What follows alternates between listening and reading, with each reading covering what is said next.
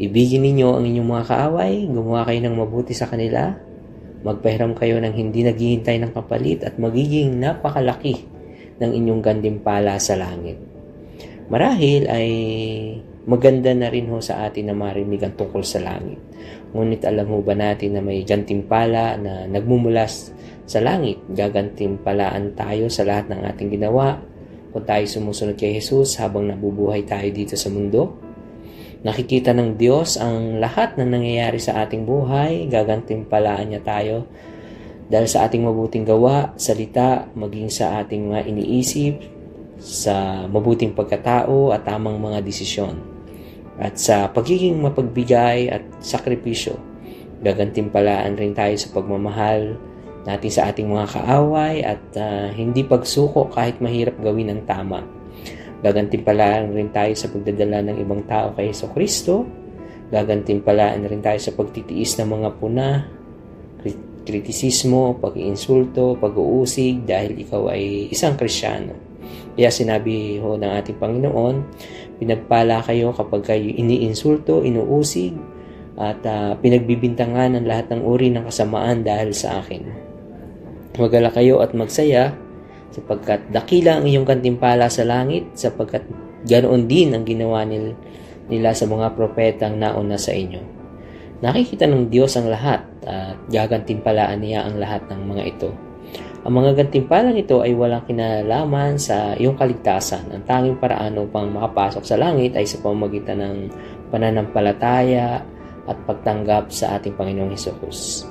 Hindi ka makakapasok sa langit dahil sa mabuti mong gawa. Ngunit sinasabi ng Biblia na pagdating mo sa langit, gagantimpalaan ka ayon sa iyong mabuting gawa. Maraming talata tungkol dito ang sinasabi. Ang sino mang magbigay kahit isang basong malamig na tubig sa isa sa pinakamaliit kong tagasunod ay tiyak na gagantimpalaan. Parang simpleng bagay lamang ang magbigay ng tubig o magbahagi ng pagkain sa iba. Ngunit sa tuwing ginagawa mo ito, para bang sinasabi ng Diyos, isinulat ko yan, nakatala ang lahat ng ginawa mo. Ikaw ay magpasya kung saan mo nais matanggap ang iyong gantimpala. Gusto mo ba dito sa buhay na ito o sa susunod na buhay? Sinabi ng ating Panginoon, ibigin ninyo ang mga kaaway, gumawa kayo ng mabuti sa kanila, magpahiram kayo ng hindi naghihintay ng kapalit at magiging napakalaki ng iyong gantimpala sa langit. Kung pipiliin mo ang mga gantimpala ng mundong ito, tulad ng kasikatan, kayamanan, katanyagan, tagumpay, kaginhawahan, maaring matama sa lamang natin ito sa loob ng 80 years o higit pa. Ngunit kung mag-iipon ka ng gantimpala sa langit, matatamasa mo ito ng magpakailanman. Huwag kang masihan lamang sa mga gantimpalang inaalok ng mundong ito.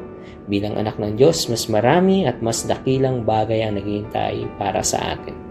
Pag-isipan ho natin ito, ano ang mga paraan na naghahanap tayo ng gantimpala dito sa mundo at sa anong paraan ka naghahanda na gantimpalaan naman tayo para sa langit.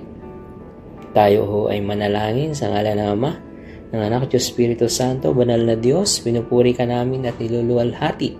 Salamat po sa aming binasa na iyong salita, naway huwag po namin iwaglit sa aming isipan na habang kami narito sa lupa, may mga gantimpalang pwede namin makantam mula sa kalangitan.